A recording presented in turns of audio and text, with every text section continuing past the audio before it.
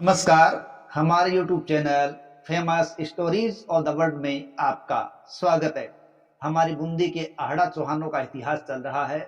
इसी गाथा के अंदर हमने पिछले पार्ट में अनुरुद्ध हाड़ा के बारे में जानकारी प्राप्त की। आज उससे आगे बढ़ते हैं। में आज के राजा है राव राजा बुद्ध सिंह हाड़ा, जिनका समय 1695 ईस्वी से 1739 ईस्वी है।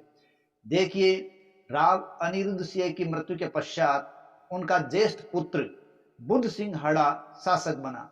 जब वो शासक बना था तब उसकी आयु लगभग 10 वर्ष की थी और 1695 ईस्वी में बूंदी के राज्य का स्वामी वो बन गया था।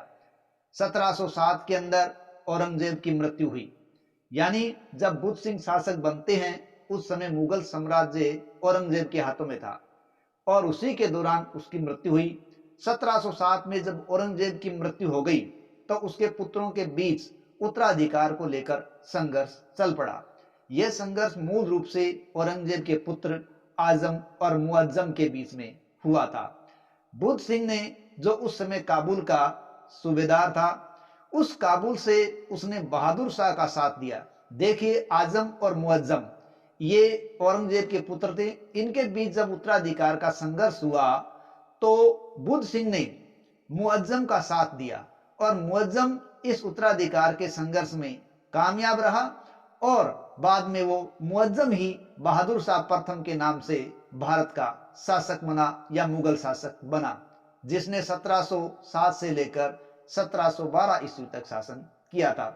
इस प्रकार बुद्ध सिंह ने इस युद्ध में जब बहादुर शाह का या मुअज्जम का साथ दिया तो उसने अपनी बहादुरी का परिचय दिया था। इस विजय से बहादुर शाह खुश हुआ और उसने बुद्ध सिंह को महाराव राणा का खिताब दिया और कुछ परगने भी जागीर में दिए। इस प्रकार बहादुर शाह प्रथम के समय बुद्ध सिंह का शासनकाल या यो के बुद्ध सिंह का पद है वो बढ़ा हुआ था और मुगल साम्राज्य में वो एक अच्छे सिपह सालार के रूप में नियुक्त रहा था। 1712 ईस्वी के अंदर बहादुर शाह प्रथम की मृत्यु हो गई।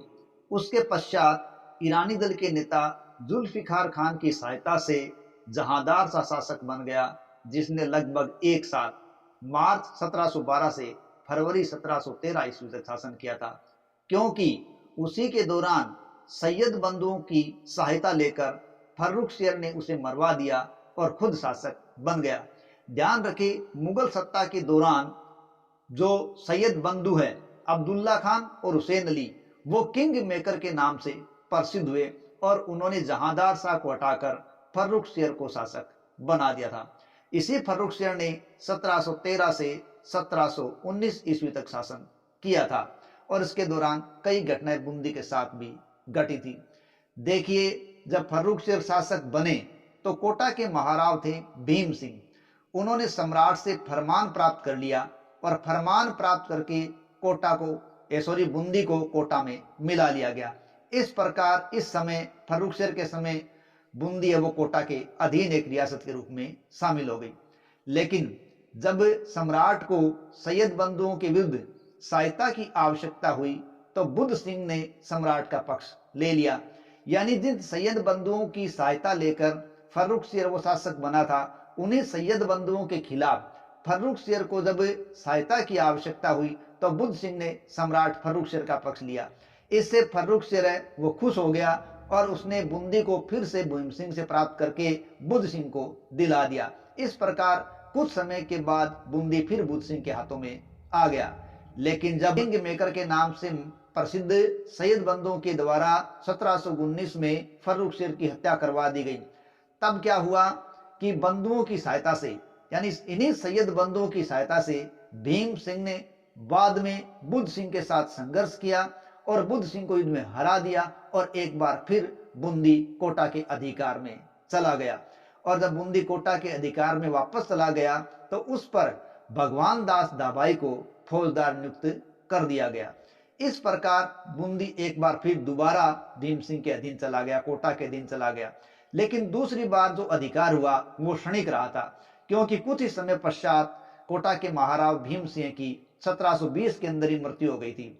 जब उनकी मृत्यु हो गई तो जो फौजदार भगवान दास दाभाई नियुक्त किए गए थे, उन्होंने बूंदी को वापस बुद्ध सिंह को सुपुर्द कर दिया। इस प्रकार पुनः बूंदी है वो घूम फिर के बुद्ध सिंह के हाथों में ही आ गया था। यहाँ एक बात और जान लेना अत्यंत आवश्यक है कि बूंदी और कोटा के बीच जो इस मुगल सत्ता के दौरान हालचाल हुए या जो उठापटक हुई, संघर्ष हुए, इसका एक कारण था। और कारण सीधा सा था कि 1707 में जब औरंगजेब की मृत्यु हो गई तो उसके पुत्रों के बीच जो उत्तराधिकार का संघर्ष चला था, और वो चला था आजम और मुअज्जम के बीच। और मुअज्जम का साथ दिया था बूंदी रियासत ने, जो कि बुद्ध सिंह थे, और वहीं जो आजम था उनका साथ दिया था कोटा रियासत ने। लेकिन मुअज्जम जीत गए, इसलिए बूंदी हावी हो गया और आजम हार गया, और इसलिए कोटा हल्का महसूस करने लगा। और इसी बात ने बूंदी और कोटा रियासत के बीच है वो प्रतिद्वंद्विता या संघर्ष का बीज बोया था। तो इस प्रकार बुद्ध सिंह के समय की यह विशेष घटना था। एक बात और जो विशेष है वो ये है कि बुद्ध सिंह के कुछ कारनामे ऐसे हुए या बुद्ध सिंह के समय एक ऐसी घटना हुई जिसके कारण मराठों का राजस्थान के अंदर प्रवेश हो गया था। तो राजस्थान के अंदर मराठों का प्रवेश होना, ये राजस्थान के अंदर एक बड़ी ही उठापटक वाली बात थी। और बूंदी में सबसे पहले मराठों ने हस्तक्षेप किया था, जो बाद में राजस्थान की राजनीति में या बूंदी के रियासत में एक बड़ी हलचल पैदा करने वाला था। और बूंदी के लिए बड़ा ही दर्दनाक वो खेल हुआ जो मराठों के द्वारा खेला गया था। इस बात का वर्णन हम अगले पार्ट में करेंगे। तब तक के लिए धन्यवाद।